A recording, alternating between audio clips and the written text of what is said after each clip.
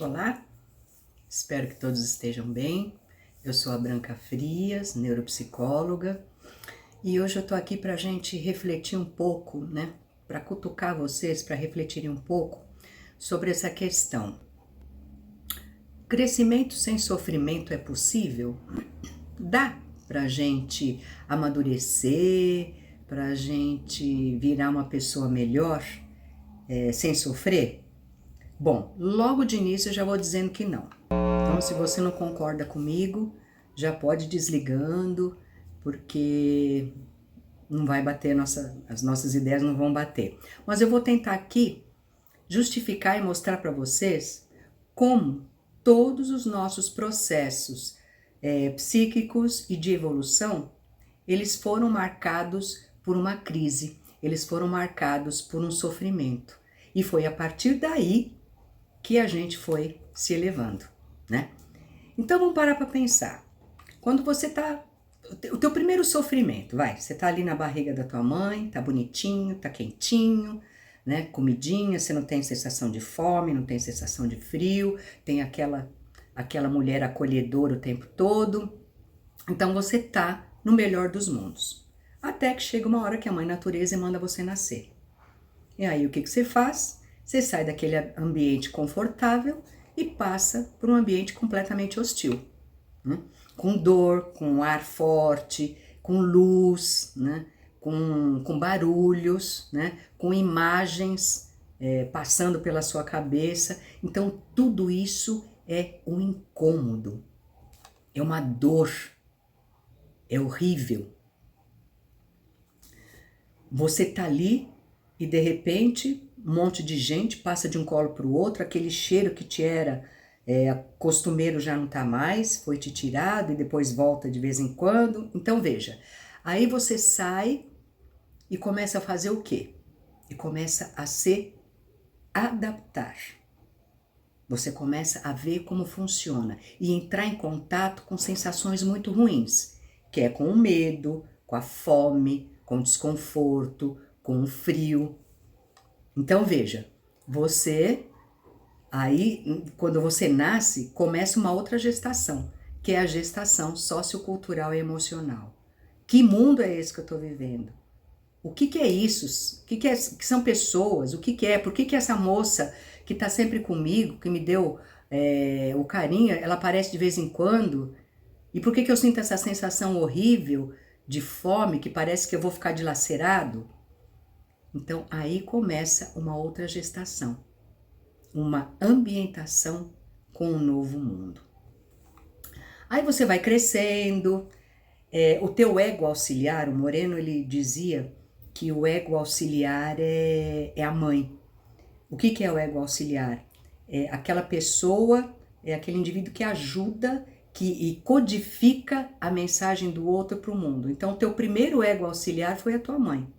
Ela que descobria quando você tinha vontade de comer, ela que descobria se você estava desconfortável, ela te levava para onde você precisava.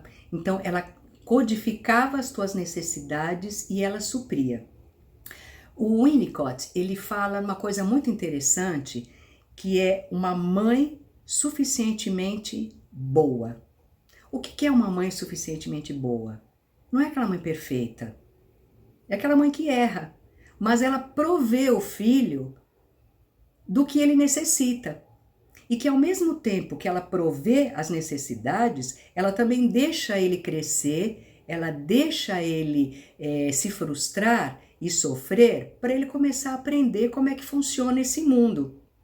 Então veja, de formas diferentes, as mães são retratadas, né? Por Moreno, que é o ego auxiliar, e que chega um momento que essa mãe vai deixar esse filho viver as experiências que ele precisa para ele poder amadurecer.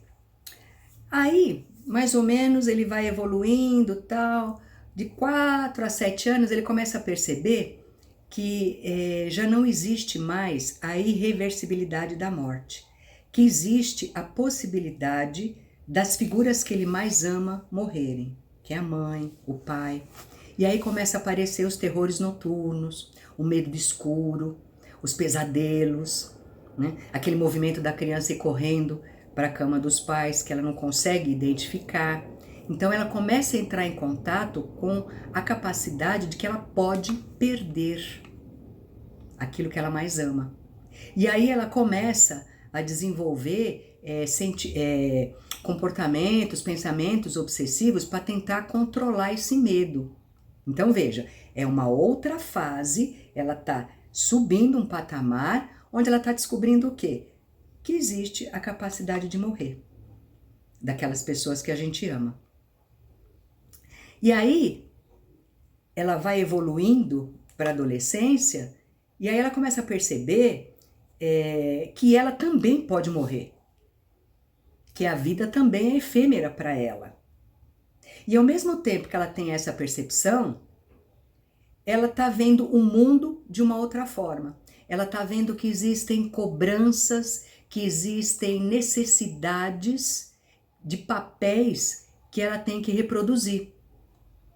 Então, ela tem modelos que são muito dela, da vida dela, da história dela, e ela tem um outro papel que ela precisa desenvolver, que é o que estão cobrando dela. Então, nessa fase, quando ela está entrando na adolescência, é o que a gente chama do luto. Ela está perdendo a identidade infantil para adquirir uma outra, que ela não sabe qual. Então, ela está num conflito, por isso que o adolescente, entre aspas, é tão chato, porque ele começa a ver uma realidade muito diferente daquela que ele sentia, ele começa a sentir cobranças, e ele começa a refutar isso, ele começa a questionar que essas coisas não são boas, tal. Mas começa a desenvolver nele uma percepção, um pensamento de que os outros não são mais culpados, que agora ele está fazendo escolhas e que ele está sofrendo por essa escolha que ele fez. Então não adianta ele olhar, ele cobrar que o colega deveria ter feito aquilo, ele percebe que era ele. Então crescer implica também num sofrimento de um papel infantil. Agora eu não dependo mais tanto de alguém. Agora eu também sou capaz de decidir algumas coisas, como eu também não sou capaz de decidir. E eu tenho que aceitar e assimilar esse conflito para tentar entender qual é o meu papel e responder para as necessidades desse mundo. Então veja, é um momento de muito conflito, de muita angústia, muita dor psíquica. Então veja, só nessas 3 fasezinhas que são as mais marcantes, já dá para vocês pensarem o quanto a nossa psique, a nossa personalidade, ela se estrutura num caminho de sofrimento. É sempre através de uma dor, de uma crise, que a gente passa por uma nova etapa, né? Então veja, internamente, vamos tentar entender um pouquinho como acontece isso internamente. Internamente eu tenho um desconforto que não pertence a nenhuma situação específica ainda, que não está alojado em nenhuma parte do meu corpo, mas que me gera uma grande dor psíquica. E é nessa hora que a gente quer um amparo, que a gente quer ter o reconhecimento, mas tá tudo muito perdido ainda. Eu ainda não processei, eu só estou sentindo essa dor. Então, quando esta dor passa por um processo de sentimento, de simbolização, de pensamento, aí ela começa a gerar um sofrimento, ela começa a ter um contorno. Então, quando eu tô com desconforto, com a dor psíquica, ela é amorfa. Quando eu começo a processar isso, a trazer para a simbolização, para o pensamento, eu começo a identificar da onde vem essa dor, aí ela vira um sofrimento. Só quando ela vira um sofrimento é que eu consigo modificar. Olha que interessante. Porque enquanto eu tô só com desconforto, eu não sei onde ele tá. Eu não sei o que é. Eu fico perdida. Eu preciso de ter esse processamento cerebral para eu poder entender de onde vem isso, entender o que é isso, para eu poder mexer, para ele ter forma. E hoje em dia, né, a gente tem percebido que o sofrimento, principalmente dos adolescentes, ele está muito naquela fase inicial do desconforto, da dor psíquica. Por quê? Porque a gente está vivendo, eu sempre falo isso, a gente está vivendo numa era fast. Tudo é rápido, imagens, resposta, você não tem que ter muito tempo para elaborar, é rápido, pediu hoje, tá aqui, você abre o Instagram, quando você vai ver o negócio, aquilo que você estava lendo já foi embora, porque já entrou 300 coisas na frente. Então é um mundo que não te permite pensar, refletir, sentir. Eu tenho que me sentir desconfortável, eu tenho que sentir a dor psíquica para descobrir em mim aonde ela tá, o que está causando, para eu poder agir, para eu poder mexer. Quem faz terapia comigo sabe que eu fico o tempo todo perguntando. É o que você está sentindo?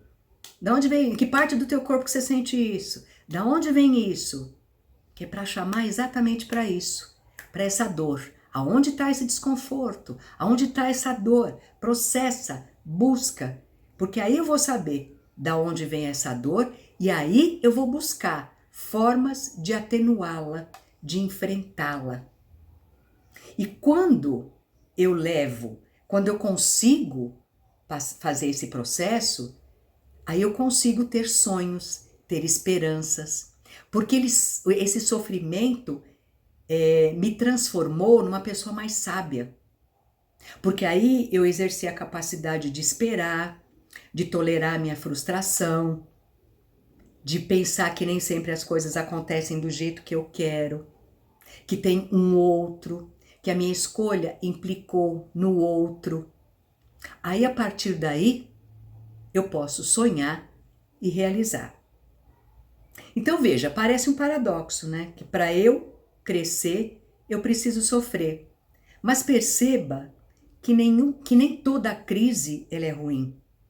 Que em geral as crises são positivas, desde que a gente consiga processá-las. Desde que a gente se dê um tempo para olhar para si, para ver de onde vem essa dor e ver o que é essa dor e como eu posso mexê-la, como eu posso me melhorar com essa dor.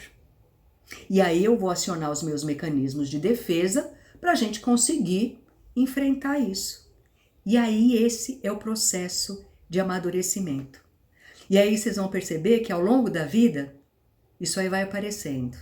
Outras e tantas crises, outras é a crise do emprego, é a crise do casamento, é a crise de o luto de um parente. Tantas crises a gente vai passando, tantas dores a gente vai processando e o quanto a gente vai melhorando.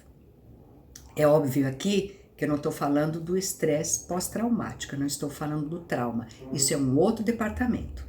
Eu estou falando de uma evolução, de um sofrimento normal, próprio do crescimento, tá? O trauma já é uma outra situação. É uma situação patológica. E as crises não são de todo negativas. Elas nos levam para um lugar melhor, para um patamar melhor. Dá um likezinho aí que me ajuda no canal, toca no sininho aí, inscreve no canal e toca no sininho para você saber quando que vai ter tema novo e continue me dando ideias de sugestões aí para a gente falar sobre temas que interessam para o nosso cotidiano, tá bom? Espero que todos fiquem bem, um grande abraço.